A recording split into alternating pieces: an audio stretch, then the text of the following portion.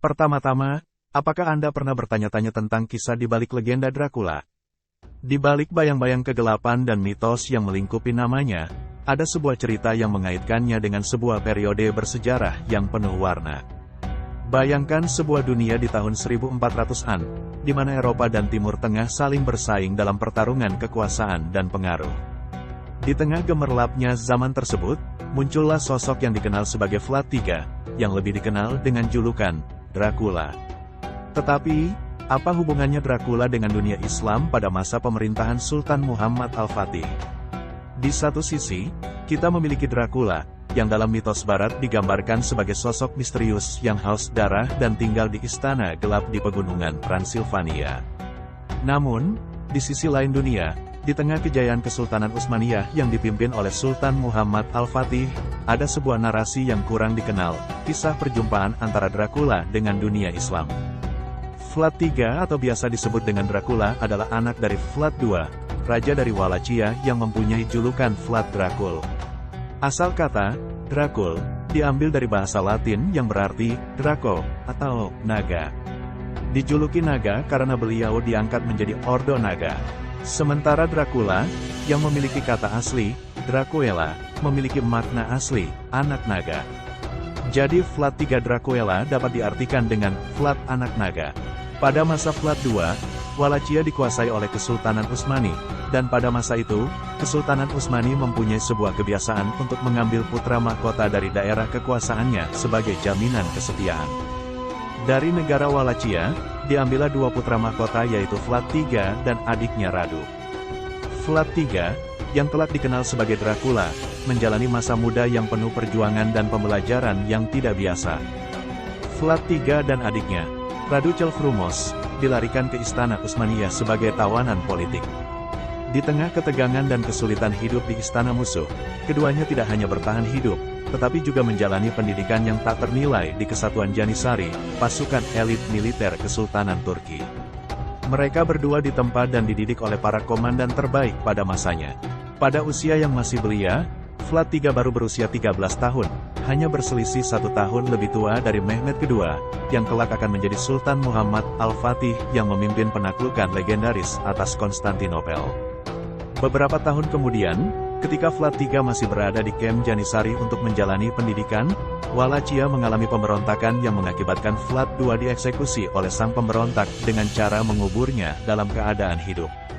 Kekuasaan Ottoman mengirim Vlad III karena dianggap memiliki kemampuan yang cukup untuk menjaga dan mengembalikan Wallachia sebagai bagian dari wilayah kekuasaan Turki Utsmani. Setelah berhasil merebut kembali Wallachia, Vlad III menggunakan kesempatan ini untuk mengumpulkan kekuatan dan melawan dominasi Ottoman.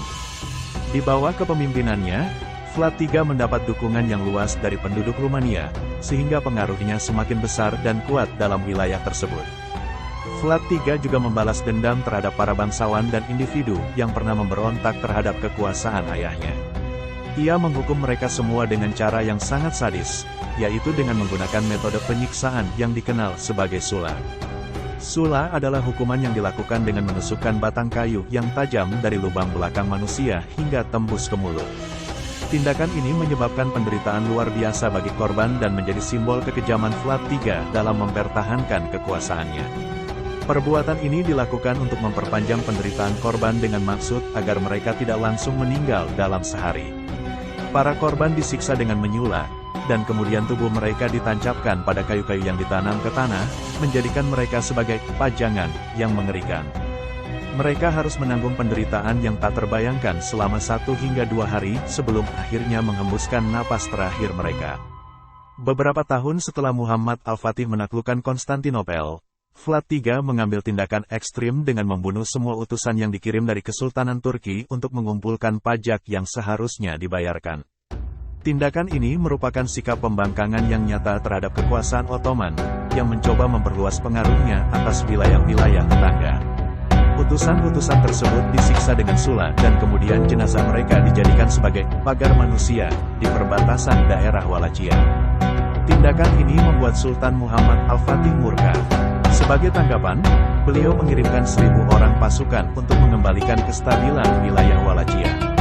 Namun, nasib tragis menimpa pasukan tersebut. Mereka semua mengalami akhir yang sama dengan para utusan sebelumnya. Mereka disiksa dengan sula dan tubuh mereka dijadikan sebagai peringatan yang mengerikan di perbatasan wilayah.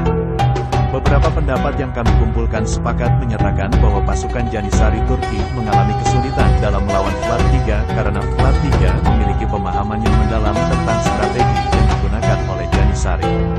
Bahkan, dalam pasukan Janissary sendiri, Flat 3 menduduki pangkat yang cukup tinggi.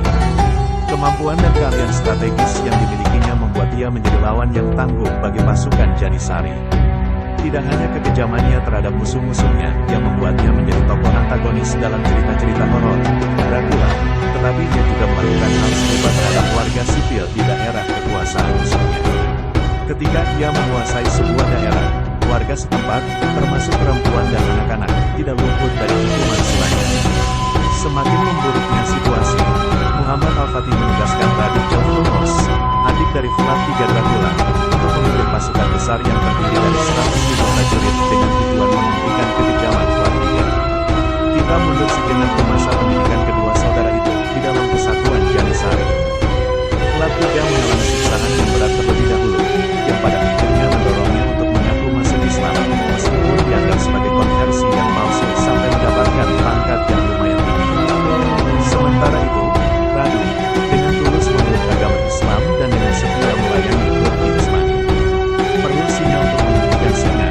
Demikianlah ungkapan yang mungkin muncul dalam benak Sultan Muhammad Al-Fatih, menyadari bahwa untuk menghadapi Flat 3 yang begitu tangguh, diperlukan sosok yang mengenal baik medan dan budaya Rumania.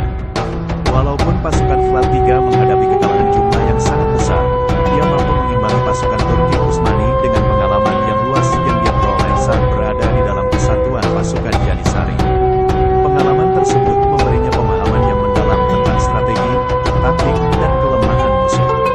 Selain itu, pengetahuan tentang kekuatan dan kelemahan pasukan Janissary sendiri juga memberikan keuntungan tersendiri bagi Flat 3 dalam mengatur strategi pertempuran yang efektif.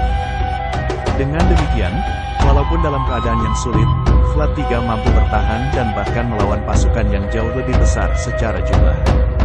Dalam pertempuran antara kedua saudara itu, Flat 3 akhirnya kalah di tangan pasukan adiknya, Radu. Beberapa versi mengatakan kematian Flat 3 sangat